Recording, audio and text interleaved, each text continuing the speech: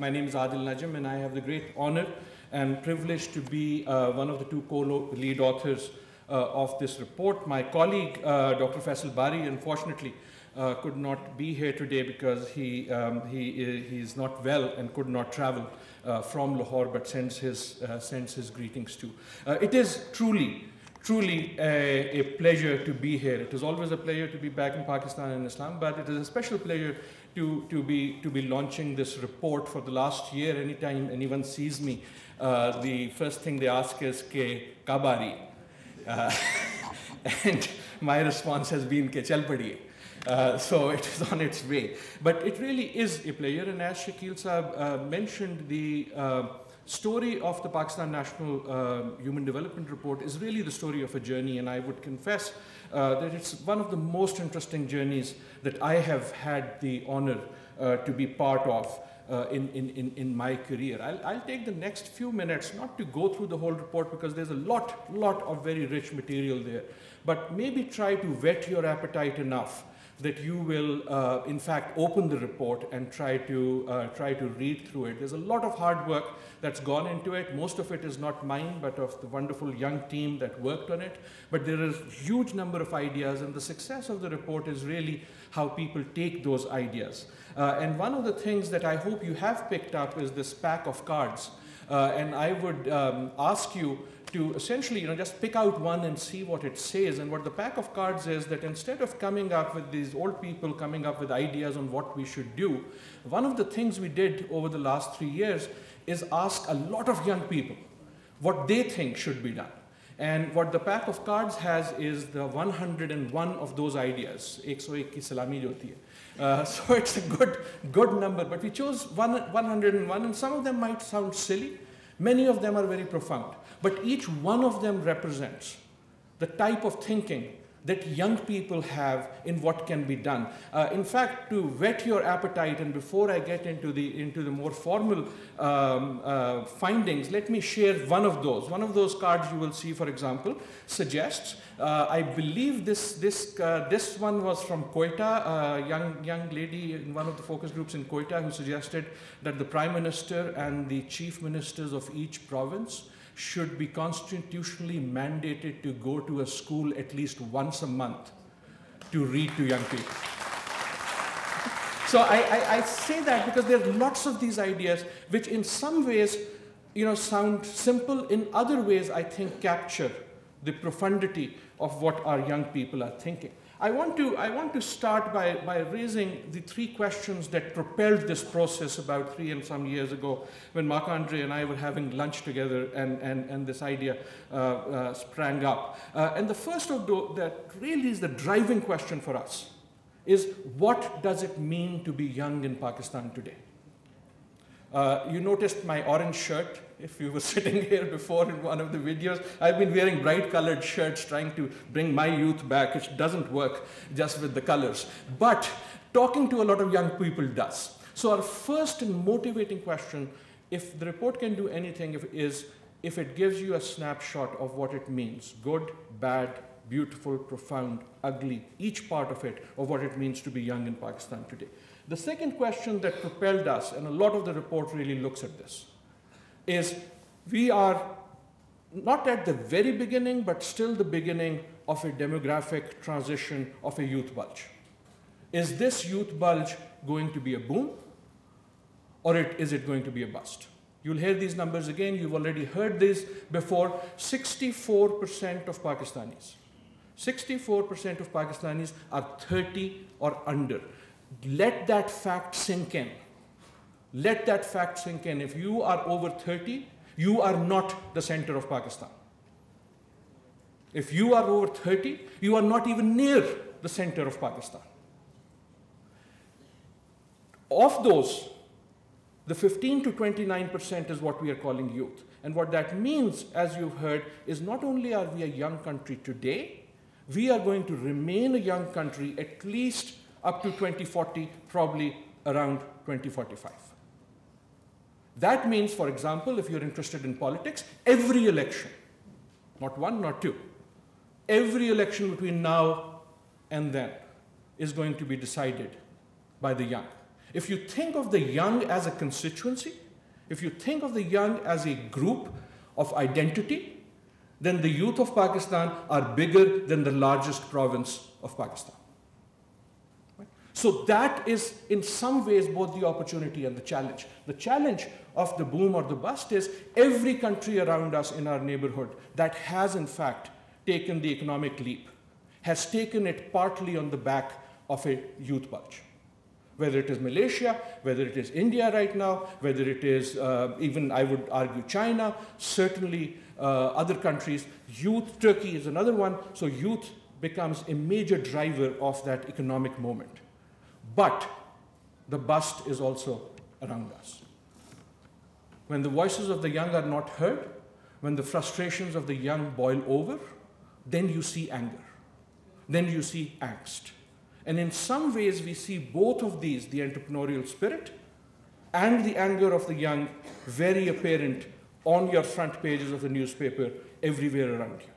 The challenge for you, not just for UNDP and the World Bank and the international agencies, certainly for the government, but for each one of us personally, is whether this direction is going to be one of boom, which is going to come, we believe, by listening to the young, or of bust, which is going to be the direction of lecturing them and telling them what they should do.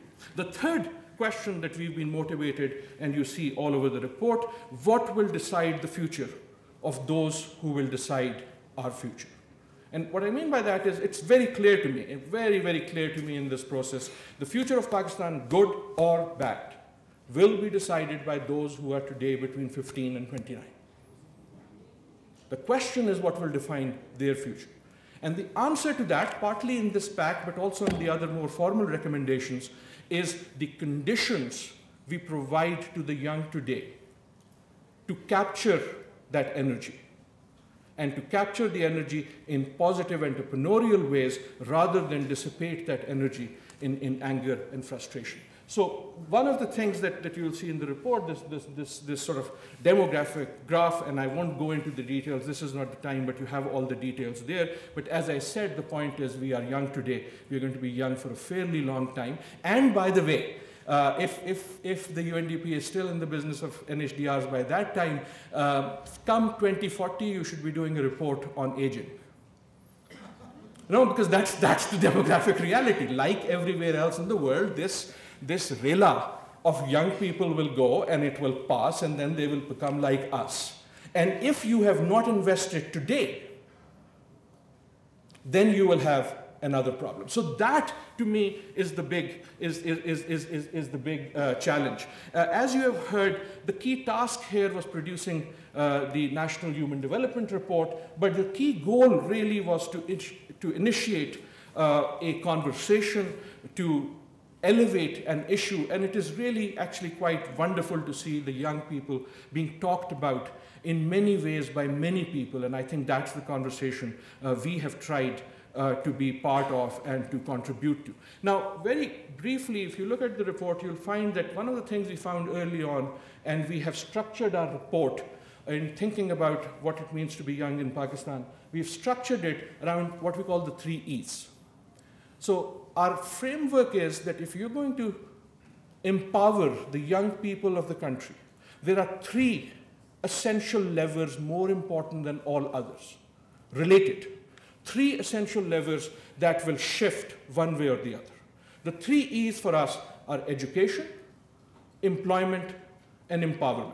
And one of the things that is spread through the report is that you cannot, in fact, work on them one at a time. You have to do it all 3. So the first one is education, but not just education, quality education, me'ari talim. The challenge is not just putting kids in school, you'll hear about that, but giving them good education. I have spent my whole life as a teacher. That's the only thing I know how to do is to pontificate. I was 4 years old and my parents left me in school and no one has come to pick me up. So I just keep going from one school to the other, in one role and the other. This is a passion for me. This is not just a profession. But here is the problem. And if I can speak in Urdu, one of the realizations is, masla ye nahi hai ki agar aapke paas degree ho to aapko naukri nahi milti. Masla ye hai ki aapke paas degree ho to ye pakka nahi pata ki aapke paas taaleem hai ki nahi hai.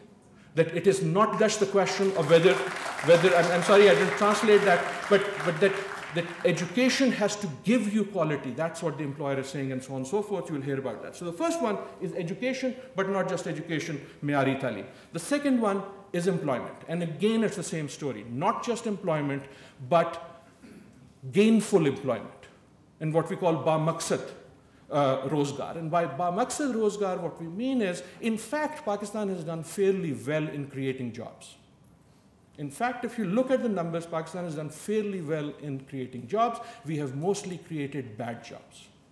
And by bad jobs, we mean jobs that are casual, that do not give you security of work, that do not have safe working conditions, that do not have reliable tenure, where you are not sure whether you're going to keep that job, you're at the whim of people. And what you need to do, and you'll hear more about this, is to create jobs that have dignity. And the third of our E's, as I said, is engagement, but here again, hakiki shamuliyat. And that means meaningful engagement. What do we mean by engagement? And this is actually the longest and, in my view, one of the most important chapters in the report.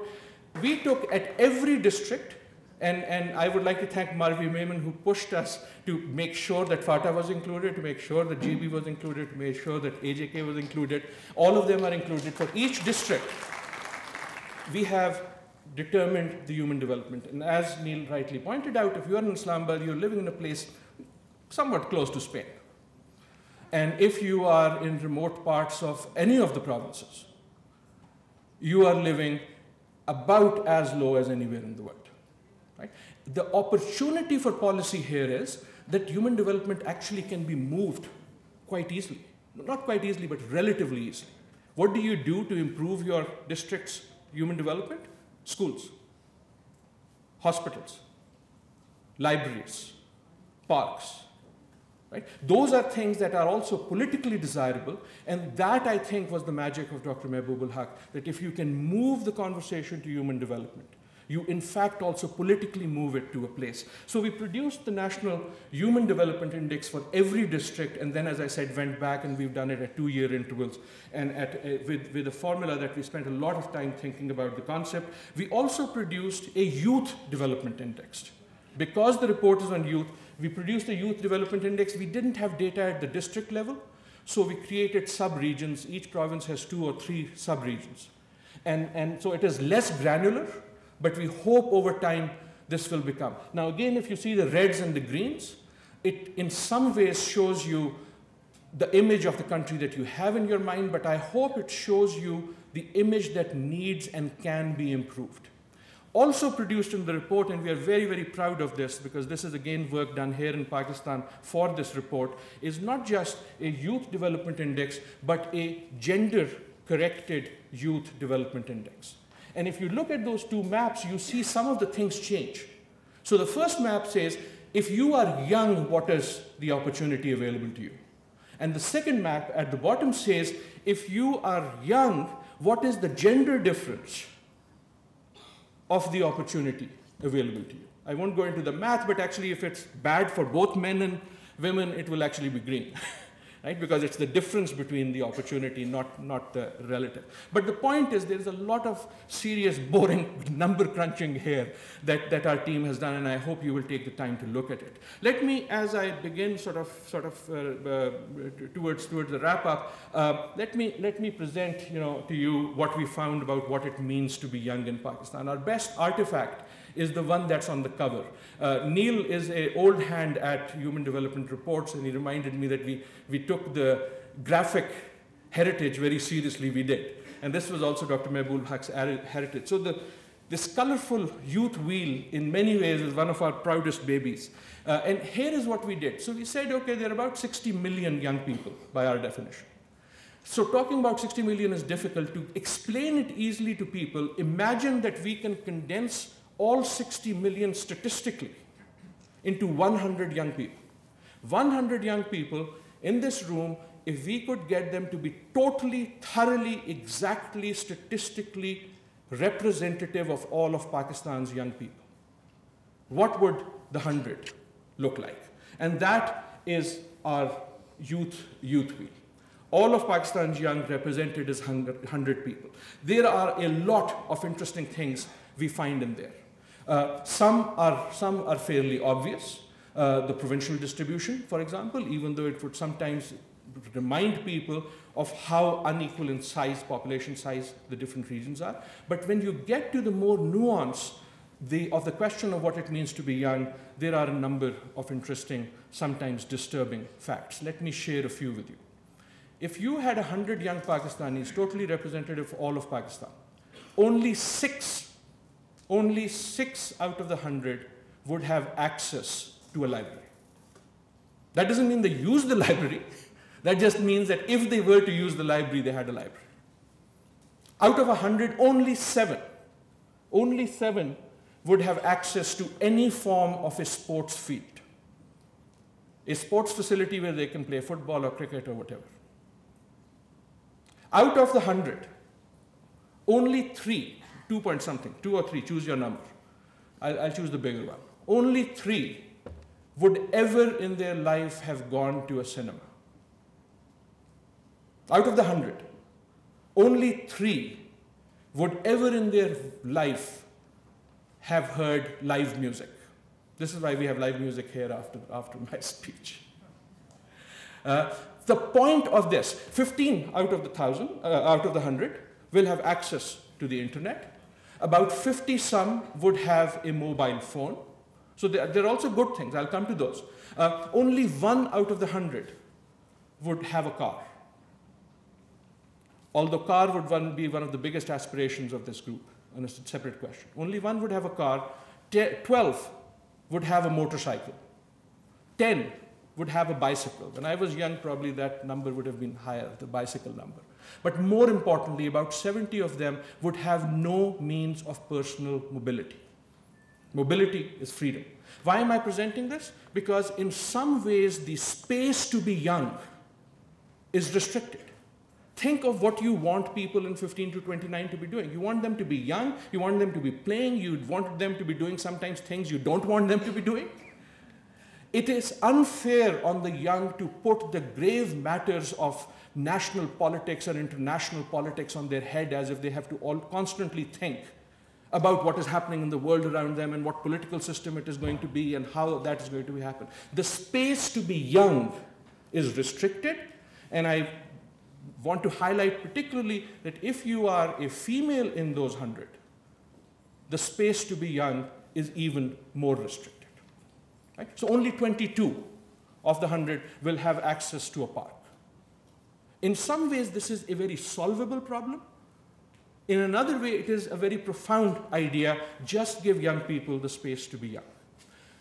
Other numbers, again, please go and explore this graph. Every time I look at it, this picture, I learn other things. It is a very positive group of young people. So of these young people, 67, this was one of my favorite numbers, 67 out of the 100 will believe that their life is and will be better than their parents. This to me was a pretty profound numbers. I thought about it and then I said, well, that's about right. Everyone I can think of in my own cohort, in fact, did do better than our parents. But part of the learning here is it's not just that they empirically think their life is better than their parents, they demand that their lives should be better than their parents. That's the policy message. 80 out of the 100 would say they are happy. 70 out of the 100 would feel that they are safe. That 30 don't is something that we should be thinking about. So this provides a complex but also nuanced picture of what it means to be young. It provides both the boom picture and the bust picture. It says there is a lot to build up the entrepreneurial energy in this hope that they want to be better. They think they can be better. And there is a lot to be concerned about in the shrinking space to be young. And that can be provided from a policy perspective. Very briefly, as I said, we had the 3 E's. So let me go through at least one major finding of the 3 E's. There are many, many things. I won't go through all of them. I just wanted to give you a flavor of the type of things that we were doing. The first of those, of course, is talim, education. And I see my friend Musharraf and many other colleagues from Alif Alan, and I want to especially give a call out to them for the wonderful work they have done that we were able to build on this and other things, and by many other institutions, but including that. So one of the things that we did on education, as I said, the focus is on quality, but this point is on quantity. We all keep hearing about the number of kids who are out of school. So we know that number. We tried to put that number slightly on its head. And I went to my team and I said, okay, we have this constitutional provision, 25A. I wish we talk a lot about constitution in this country. I wish we talked more about 25A. 25A is the provision that says every young child of school-going age is going to be provided the opportunity to be in school. Now, we know that provision is not being met. We know a large number of children are out of school. So what we said is, I asked them, go and calculate for me if we keep putting kids in school at the rate we are doing now, which is about 1% enrollment growth per year, which is actually quite high. 1% additional is not a low number, right? So that's a high number. We've been doing very well. If we keep doing that well, how long will it be before every child of school-going age is in school, right? When will we meet the provision of 25A? They came back to me with what we call the onion diagram, and they say, well, 2076. Breathe that number in. 2076 is the year by which every child of school-going age, if we keep doing what we're doing, will be in school. Now, we are counting not just the kids who are there, but the kids who are coming, right? So we are putting in the demographic rela that I'm talking about. I said to them, yaar, this is not going to work. I want a number in my lifetime. My life goal is, before I die, I want to see 25A fulfilled. So go back and do the numbers. What will we need to do so that it can happen in my lifetime? So they came back and said, gee, if you can increase it by about 50%, from 1% growth to 1.6% growth, then by their calculations, they were saying, we will have every child in school, including that, by 2050. I said, look at me, I'm not going to make it to 2050. You have to do better. I really am not going to be there 2050, go back. So they went back, and they did the calculation again, and they said, you increase it by 4 times, which is also not very difficult to do. It's difficult to do, but it's not impossible to do. And it may actually be happening on its own momentum. But you increase it by 4, and then maybe by 2030, you meet that provision.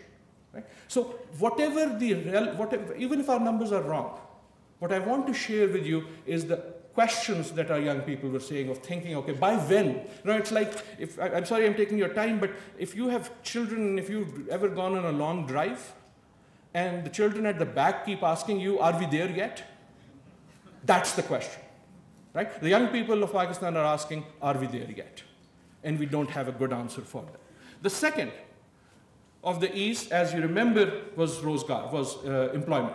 Bamaksad rozgar, right? So again, based on assumptions, we looked at very many numbers, complex graph. I won't go into the details. The bottom line is, between now and the next quarter century, you will need between 1.2 and 1.5 million new jobs every year.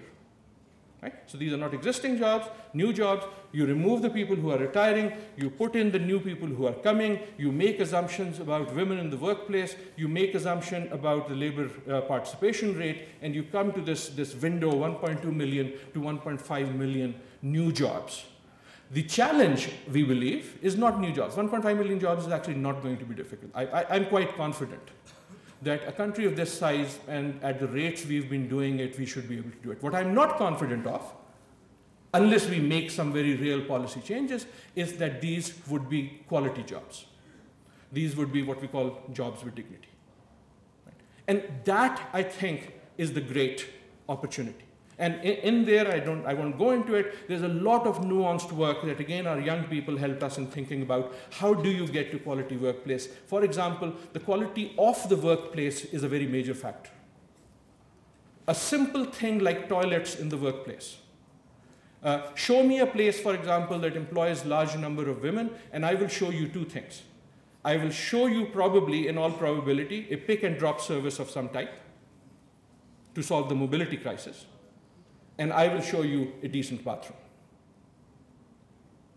Take those 2 things out, and the quality of the worker as well as the workplace goes down and the employment changes. So very practical things like that. That was the big, one of the big findings in employment. Again, one of my other sort of nice cards from this, again to alert, I thought I was a pseudo expert. I never knew this. Young people alerted us, this was in Faisalabad, alerted us to the fact that there's a law that does not allow women to work on the night shift. Supposedly it is for their benefit. And the response given to us was, if it's for our benefit, why don't you change the conditions rather than keep us from working?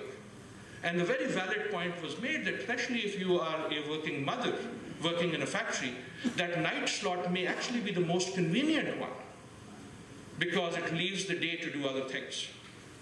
And yet the law doesn't allow it. So here is a simple thing that can be changed. The employers want it, the workers want it. The other link to employment, and again, there's a very large chapter on this. There are many, many facts and many, many ideas there. But the other one was the link to education. Both the quality of education and the substance of education. Whether it is talking about vocational training, getting skills, or just the quality of basic education, being able to read and write. Here is one of the surprises that I don't think will be a surprise. Employer after employer, when we spoke to them, said, my problem is not that I don't have jobs. I have jobs that I cannot fill. That it is the question of the skill that the worker. So the employer is saying, I can't get people to do the work I need to do. The young person, man or woman, is saying, I have a degree that says I can do this work, but I can't find work because, frankly, she or he is not being given those skills by education. So that challenge, I think, really has to be confronted. It's a very major policy challenge. It's a very major policy challenge. If you do not confront it, you get into a downward spiral of poor quality, and it is not easy to come out of it. If you do solve it, that is the way to unleash the entrepreneurial power. Because without that, the entrepreneurial power simply cannot be unleashed. The third of the E's is what we call engagement. And engagement, there's a lot of things, and I struggled what to put up. I wanted to end on a hopeful note. So I've put these two sort of diagrams that are more about the hopefulness of the young people. And the first one of these is, what do you believe Pakistan is progressing or becoming worse in the following area? And you will see that the majority in all of those areas, from religious tolerance to economy to society to politics and so on and so forth, believe that Pakistan is on the path towards the better. Now again, if you really want to dig into the numbers, you might say the majority believe that, but a fairly significant minority, nearly 40% in most of those, is not fully convinced. That should be a more troubling number. Right? And that is the power and passion that you need to capture. And the other is the number that I had mentioned earlier. This is a deeper chart about the same thing. How do young people compare their quality of life to that of their parents? And again, as I had said, the thing here is about their aspiration, but it is also about their demand. In some ways, what we are finding in engagement is, here is a young cohort, now the majority of the country, desperately wanting to be heard. I hope I'm not making a political statement. I'm making a statement about a political period, but not about politics with a big P. Many people get very worried at the anger that young people demonstrate, whether it is over Twitter, whether it is in conversation, whether it is at a jalsa throwing this or that. In some ways, I think we need to read that anger much more carefully. When young people feel, like any people, that they are not being heard, they shout. They shout because they think that's the only way they will be heard. And if they aren't heard even when they shout, they scream. And if 64% of your population starts screaming, that is a lot of noise. On that happy note, let me thank all of you for being here. Thank you very much.